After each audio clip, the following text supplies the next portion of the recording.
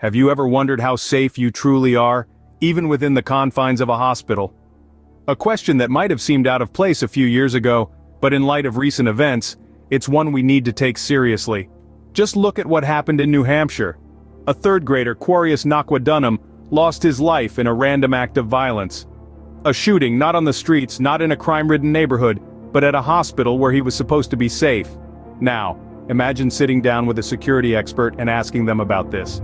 They might tell you that public spaces, even ones we consider secure like hospitals, are vulnerable to such incidents. They might tell you that the safety we take for granted is, in fact, fragile. This isn't meant to scare you but to confront the reality we're living in. It's a call to reassess our perceptions of safety, to question the security measures in place, and to demand more. Because at the end of the day, if a child isn't safe in a hospital, where are they safe? So, are we as safe as we presume to be in these public spaces? Let's delve into the specifics of this New Hampshire hospital shooting. On an ordinary day, the tranquility of New Hampshire was shattered by an unthinkable act of violence. A typical bustling hospital filled with patients seeking care and comfort became the scene of a tragic incident. The sequence of events, as reported, unfolded with horrifying speed and a chilling randomness that left the community in shock. An unidentified gunman, motives unclear, targeted this beacon of healing, turning it into a scene of terror. Shots rang out, echoing through the sterile hospital corridors. The chilling sound of gunfire was a stark contrast to the usual hospital noises. The beeping of machines, the hushed conversations of medical staff, the hustle and bustle of a life-saving institution. In the chaos that ensued, lives were irrevocably changed. People who had come to the hospital seeking help found themselves in a nightmare scenario. Injuries were sustained, some critical, and tragically lives were lost. The victims were regular folks, patients, hospital staff, and visitors whose day at the hospital took a horrifying turn. To give you a more personal perspective, let's imagine the experiences of those who were there. Imagine the fear of a nurse as she heard the first gunshot, the panic of a patient locked in a treatment room, the desperation of a father trying to protect his child in the pediatric ward. Each of these hypothetical interviews paints a vivid picture of the terror that unfolded that day. This incident wasn't just an attack on individuals, it was an assault on a community, a violation of a safe space where people go to heal. It's a chilling reminder of the reality of gun violence.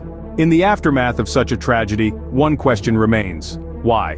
The motives behind such a horrific act are often as complex as they are senseless.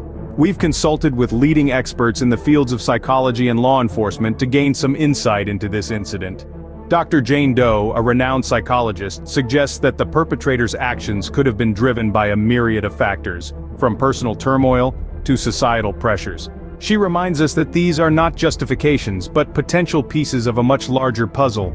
On the other side of the spectrum, Detective John Smith sheds light on the ongoing investigation.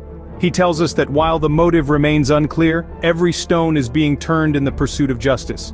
Whether the shooter's actions were fueled by personal vendetta, a cry for help, or a moment of madness, the damage has been done. While we may never truly understand the motivations behind such senseless violence, we can work towards prevention. What happened to the gunman? Why was he hospitalized at the same hospital? What are the ties to the shooting? Let's take a closer look at the gunman involved in the New Hampshire hospital shooting. Who really was he? Well, he was not just a faceless figure. He had a history, a background, a life before this incident. He was known as a quiet, introverted individual who had unexpectedly turned into a person capable of such violence. Now, delving deeper into his psyche, we find a mix of possible motives and psychological factors. Reports suggest that he had been dealing with untreated mental health issues which, combined with personal grievances, could have contributed to his drastic actions. These are not excuses but rather pieces of a complex puzzle that we are trying to understand. The impact of his actions has been devastating. Not only did he disturb the tranquility of the hospital, but he also caused immense emotional trauma to the people around him. And what about him? The irony is, he ended up in the very place he disrupted, fighting for his own life. Understanding the gunman's actions can help us prevent similar incidents in the future. It's a sobering reminder that mental health cannot and should not be overlooked. But remember, this is not the end of the story. Stay tuned as we continue to unravel this complex tale in our next chapter.